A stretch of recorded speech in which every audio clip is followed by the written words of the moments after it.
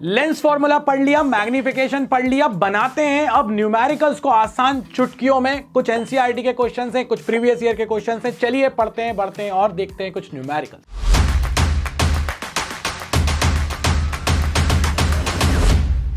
ये क्वेश्चन जो मैं आपको दे रहा हूं, एक्चुअली में अगर आपको याद रखना है, देखो सारे लड़के गर्लफ्रेंड को याद रखते हैं ना, गर्लफ्रेंड को याद रखना है, ज्यादा दिक्कत नहीं है। बस यहां पर उसका मतलब थोड़ा सा अलग हो गया है ना। जीएफ का मतलब है यहां पर गिवन फॉर्मूला, और ये जो है वो ये यू तुम्हारी नहीं है, ये यूनिट है ना। तो तुम्हारी गर्लफ्रेंड के बारे में बातें नहीं कर रहा मैं, गिवन फॉर्मूला यूनिट के बारे में बात कर रहा हूं। अगर ये तुम्हें पता है तो तुम किसी भी क्वेश्चन को बहुत आसान बना सकते हो, और अगर गिवन ही नहीं पता होता, यही सबसे बड़ी दिक्कत होती है। हमेशा ये देखो गिवन क्या है। तो यहां पर अगर अपन देखें तो मुझे यह दिया हुआ है एक बीम है जो लाइट की कन्वर्ज हो रही है at point P. Now a lens is placed in the path, मतलब कि एक पॉइंट पी की तरफ एक बीम आ रही थी। चलो यार एक काम करते हैं, साथ में अपन उसको बना ही लेते हैं। तो ये जो बीम है, this beam is coming towards a point P, इस पॉइंट पी की तरफ आ रही है, ठीक है। इन the path of converging beam 12 centimetre from P, P से 12 सेंटीमीटर पहले, पी से 12 सेंटीमीटर पहले आपने यहां पर एक लेंस रख दिया है। एक बार वो कॉन्वेक्स लेंस है, एक बार वो कॉनकेव लेंस है, और उसकी फोकल लेंथ भी दे दी। यहां पर समझने वाली बात यह है, पहला वाला पार्ट अपन सॉल्व कर रहे हैं, और पहला वाला पार्ट अपन से यह कह रहा है कि अगर ये 12 सेंटीमीटर पर फोकस हो रहा है, देखो यार ये कन्वर्जिंग रेज हैं। जब कोई सोर्स होता है तो सोर्स से डाइवर्जिंग रेज निकलती हैं। अगर डाइवर्जिंग रेज निकलती हैं तो रियल सोर्स है, मगर ये रेज तो डाइवर्जिंग नहीं कन्वर्जिंग है। इसका मतलब है कि इस पॉइंट की तरफ आ रही थी, तो ये पॉइंट एक्ट करेगा as a virtual object. Virtual object क्यों कर रहा है वर्चुअल ऑब्जेक्ट? क्योंकि ये रेज जो है ये किसी सोर्स से आ नहीं रही, ऐसा लग रहा है कि इस पॉइंट की तरफ आ रही हैं, लग रहा है। वर्ड्स पर ध्यान दो, इसीलिए ये वर्चुअल ऑब्जेक्ट का काम करेगा। और क्योंकि ये इसी तरफ है, इसीलिए ऑब्जेक्ट डिस्टेंस आपकी हो जाएगी प्लस की 12। अब आपको दिया हुआ था फोकल लेंथ ऑफ कॉन्वेक्स, मैंने बताया था कॉन्वेक्स की फोकल लेंथ इस तरफ, क्योंकि सेकेंडरी वाले को ही अपन प्रिंसिपल मानते हैं, मतलब अपनी इंपॉर्टेंस सेकेंडरी वाले को ही देते हैं। तो ये हमारे पास कॉन्वेक्स की फोकल लेंथ पॉजिटिव, कॉनकेव की नेगेटिव। फोकल लेंथ दे रखी है 20, यू आपको दे रखा है 12। आपको निकालना है कि किस पॉइंट पर कन्वर्ज होगी। तो ऑब्वियसली यार यहां पर तो दिख रहा है कि ये पहले ही कन्वर्ज हो जाएगी, मतलब आपका आंसर 12 से तो कम ही आना चाहिए। आंसर का आइडिया भी लग गया, आपको v निकाल कर लाना था, u आपको पता था, f आपको पता था, गिवन आपको पता चल गया। फॉर्मूला क्या होगा? Lens formula. f u और v का रिलेशन तो वहीं से निकल कर आता है अपने पास, तो लेंस फॉर्मूले में f और u की वैल्यू रख देंगे तो v की वैल्यू आ जाएगी। अब तुम मुझसे पहले कर डालो।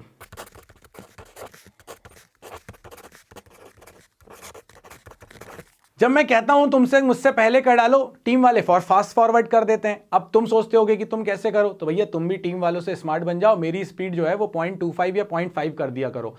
तो जब तक मैं धीरे धीरे क्वेश्चन सॉल्व करूंगा, तुम्हारा क्वेश्चन का आंसर आ जाएगा। और एक ने ये कमेंट में लिखा भी, और मैंने जब वो कमेंट देखा तो मैंने कहा देखो भाई, जीतने के लिए आदमी कोई भी रास्ता अपना सकता है, और बड़ा इनोवेटिव रास्ता था, पसंद आया, बहुत पसंद आया, मोगैम्बो खुश हुआ। चलो अब देखो, u दे रखा था, f दे रखा था, लेंस फॉर्मूला लगाया 1/f is equals to 1/v minus 1/u। Focal length positive थी 20, v निकालना था, u दे रखा था 12, प्लस का है क्योंकि इसी तरफ है, वर्चुअल ऑब्जेक्ट है। 12 1 माइनस 1/12 को अपन यहां उठाकर ले आए, ठीक है। जैसे ही अपन यहां उठाकर लाए, ये हो जाएगा 1/12, 20 प्लस 1/12, इसका एलसीएम आएगा 60, ये हो जाएगा 3 प्लस 5, v की वैल्यू आ जाएगी 60 ऊपर 8 नीचे, v की वैल्यू आ जाएगी 60/8 विच इज 7.5 सेंटीमीटर। खुश मत हो जाना क्योंकि अभी पार्ट एक ही हुआ है, ये क्वेश्चन एक नहीं है, ये क्वेश्चन अपने आप में दो क्वेश्चन को लेकर बैठा हुआ है। पहला वाला पार्ट हो गया कि कॉन्वेक्स के केस में क्या होगा। अब सेम चीज अपन को करनी है कॉनकेव के केस में। अच्छा, कॉनकेव के केस में अगर आप करोगे इसको, तो कॉनकेव के केस में भी सेम डायग्राम बना लेते हैं अपन। और कॉनकेव के केस में क्या होगा, ये रेज जो आ रही हैं फिर से वही उसी 12 वाले पॉइंट की तरफ आ रही हैं, पी पॉइंट की तरफ आ रही हैं। यहां पर मेरे पास एक कॉनकेव लेंस हो गया, ये तो डाइवर्ज करने की कोशिश करेगा, तो भाई डाइवर्ज करने की कोशिश तो करेगा, देखते हैं कहां बनती है। बट इस बार फोकल लेंथ नेगेटिव है, और ऑब्जेक्ट डिस्टेंस आपके पास फिर से प्लस का 12 सेंटीमीटर ही है, और फोकल लेंथ जो है अब वो आपके पास हो गई -16। चलो मेरी स्पीड गिरा दो और मुझसे पहले जल्दी से इसको सॉल्व कर दो, क्योंकि तुम्हें फिर से v निकाल कर लेकर आना है।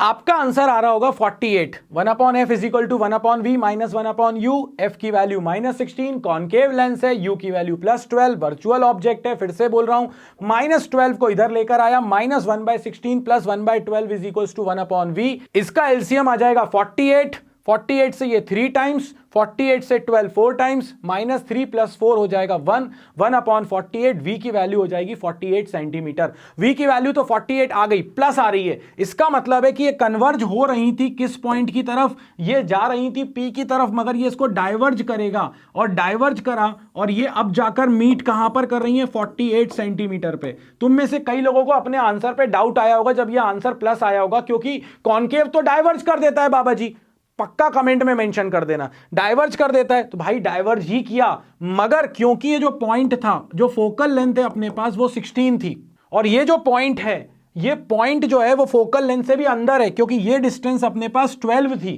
तो यार जब फोकस की तरफ आता है तो उसको पैरेलल कर पाता है, मतलब फोकस की तरफ कोई रे आ रही थी तो वो इनका इतना डाइवर्ज कर देगा कि वो पैरेलल हो जाएंगी, मगर ये तो फोकस से भी ज्यादा अंदर आ रही थी, तो इनको डाइवर्स तो करेगा मगर ये पैरेलल नहीं कर पाएगा, ये निकलेंगी तो कन्वर्जेंट बीम ही निकलेगी, मतलब लेस कन्वर्जेंट हो गई, पहले आ रही थी इधर, अब डाइवर्ज कर दिया तो कम कन्वर्जिंग हो गई, तो यहां जाके मिल गई, आंसर आ गया 48 सेंटीमीटर। बहुत बढ़िया, बहुत मजा आया, दोनों पार्ट हमने सॉल्व कर दिए, एक न्यूमेरिकल नहीं था, ये 2 न्यूमेरिकल थे हमारे पास। चलो अब बढ़ जाते हैं अपन नेक्स्ट न्यूमेरिकल की तरफ, और ये क्या कह रहा है, ये कॉनकेव पर बेस्ड क्वेश्चन है। Again given data is very important, an object of size, मतलब साइज ऑफ ऑब्जेक्ट आपको दे रखा है 3 सेंटीमीटर, मैं गिवन साथ में लिखता जा रहा हूं, जीएफ को भूलने का नहीं तो बहुत डांटती है। Placed 14 centimetre in front of a concave lens, concave lens है, फ्रंट में रखा है, इसका मतलब है ऑब्जेक्ट डिस्टेंस जो होगी वो -14 सेंटीमीटर होगी, ठीक है।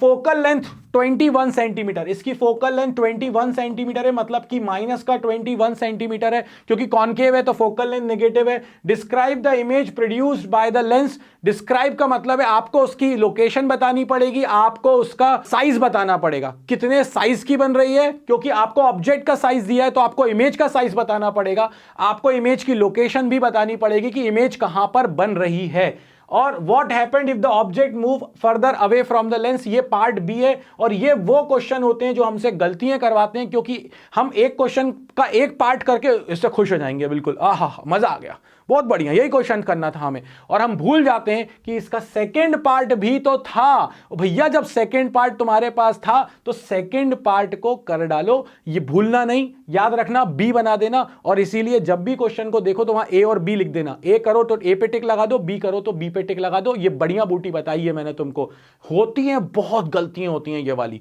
अब तुमसे मैंने सबसे पहले कहा मुझे क्या चाहिए, मुझे साइज ऑफ इमेज चाहिए, और क्या चाहिए, पोजीशन ऑफ इमेज चाहिए।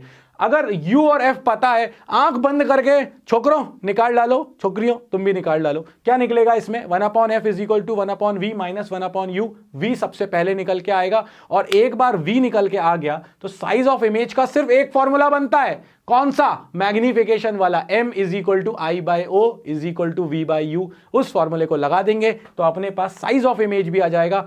अब तुम्हें मुझसे पहले करना है, कर दो मेरी स्पीड डाउन।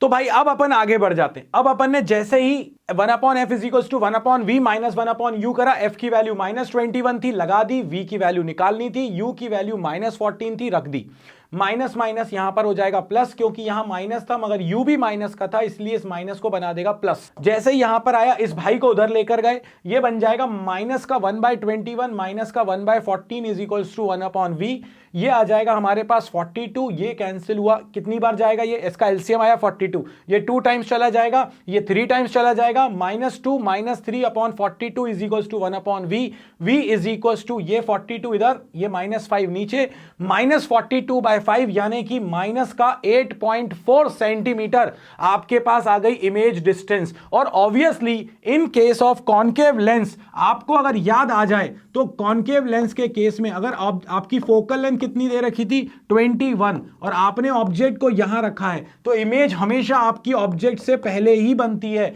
इन्फिनिटी की ऑब्जेक्ट के लिए इमेज बनती है फोकस पे, अदरवाइज आपकी इमेज जो बनती है वो हमेशा वर्चुअल बनती है, छोटी बनती है इमेज फॉर्मेशन के केसेस में, याद रखो, और हमेशा ऑब्जेक्ट से आगे ही बनती है। तो आंसर तो आपका u कितना था, आपका u था आपके पास -14, तो v की वैल्यू 14 से तो कम आनी थी, आ गई माइनस का 8.4, मगर सही है इसका मतलब है। अब मुझे क्या चाहिए था, मुझे इमेज का साइज चाहिए था।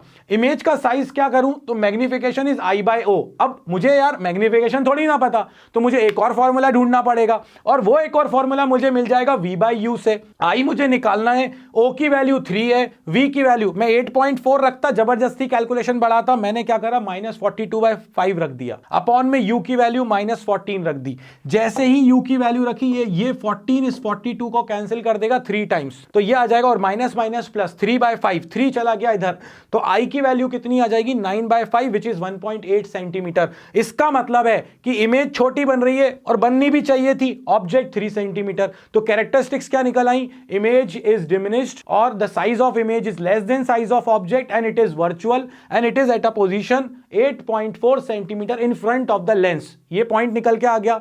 इसके बाद अब आपसे बी पार्ट कहा गया था, मैंने कहा था ना भूल जाते हैं अपन। बी पार्ट क्या बोल रहा है, what happens if the object is move further away. भैया एक बात बताओ, अगर तुम इस ऑब्जेक्ट को दूर लेते जाओ, दूर लेते जाओ, दूर लेते जाओ, तो यार ये होगा क्या, जब ये इंफिनिटी पर पहुंच जाएगा तो आपकी जो इमेज है ये फोकस पे आ जाएगी।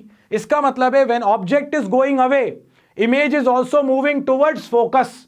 When object is at infinity, image is at focus. मतलब when the object is going away, image is also going away and it is moving towards the focus. And when the object is at infinity, image is at focus. That's it, कहानी खत्म। हमने B part को भी नहीं छोड़ा, क्योंकि मैंने starting में ही नोट कर लिया था कि मुझे B पार्ट भी करना है।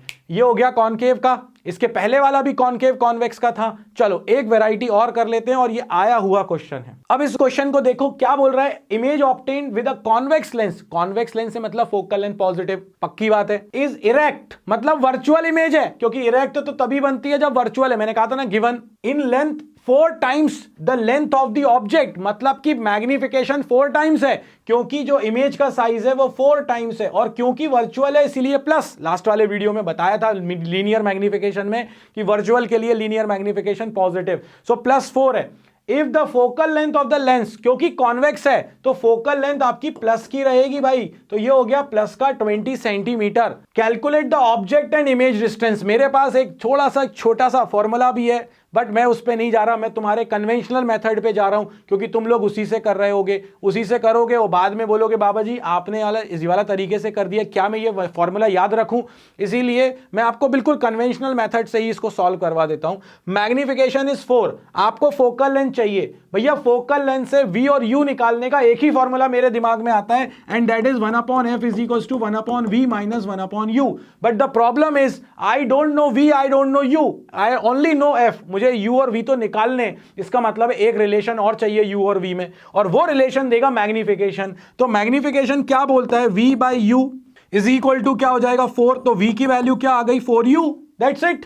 अब v की वैल्यू 4u आ गई, डायरेक्ट रख दो बस, 1/f 1/20 is equal to v की वैल्यू 1/4u, v की वैल्यू 4u माइनस का 1/u। जैसे ही सॉल्व करेंगे क्या आ रहा है तुम्हारे पास, जरा जल्दी से बताओ। इसका एलसीएम आ गया 4u, तो यहां पर अपने पास एलसीएम आ गया 4u, ये हो गया अपने पास 1, यहां पर u कैंसिल होगा, 4 बचेगा तो आ गया 4, 1 माइनस 4 हो जाएगा 3, माइनस का 3/4u इज इक्वल टू 1/20। भाई कुछ नहीं करो, क्रॉस मल्टीप्लाई करो, ये हो गया माइनस का 60, ये इधर आ गया 4u is equal to -60, u is equal to -15 centimetre. और एक बार u आ गया तो भाई v is equal to 4u तुम पढ़ ही चुके हो, तो v is equal to 4u कर दो, 15 इंटू 4 कर दोगे, आंसर आ जाएगा -60 centimetre. And this is the answer of this problem. और कुछ तो मुझसे पूछा नहीं था, मैंने ध्यान रखा, ए और बी करके कुछ पार्ट तो नहीं है। तो ये हमारे पास कुछ वो क्वेश्चंस थे जो कि एनसीईआरटी भी कवर कर रहे हैं, प्रीवियस ईयर के अच्छे क्वेश्चंस भी कवर कर रहे हैं, और इसी तरह से हम चीजों को कवर करते रहेंगे। तो प्लीज फोकस बनाकर रखो, शेयर करो, सब्सक्राइब करो, लाइक करो। और मैं ये अब बार बार इसलिए बोलने लग गया हूं क्योंकि कुछ लोग ऐसे हैं जो कि ये काम नहीं कर रहे हैं, और अगर नहीं कर रहे हो तो भाई तुम जस्टिस नहीं कर रहे हो, क्योंकि जब तुम्हें इतने अच्छे अच्छे कमेंट्स लिखते हो तो हमें बहुत खुशी होती है। तो इसी तरह से जब सब्सक्राइबर बढ़ेंगे, जब लाइक्स बढ़ेंगे, तो हमारे अंदर की जो फील है वो और ज़्यादा आती चली जाएगी। तुमसे मांगा कुछ नहीं है, तुमसे सिर्फ एक क्लिक मांगा है, क्लिक करो, सपोर्ट करो बाबा जी को। फिजिक्स बाबा 2.0 तुम्हारे लिए सिलेबस भी कंप्लीट करेगा और सारी चीजें भी तुम्हें देगा, ऑन टाइम देगा। Do not worry. मिलते हैं नेक्स्ट वीडियो में, तब तक के लिए बाबा जी की तरफ से जय हो।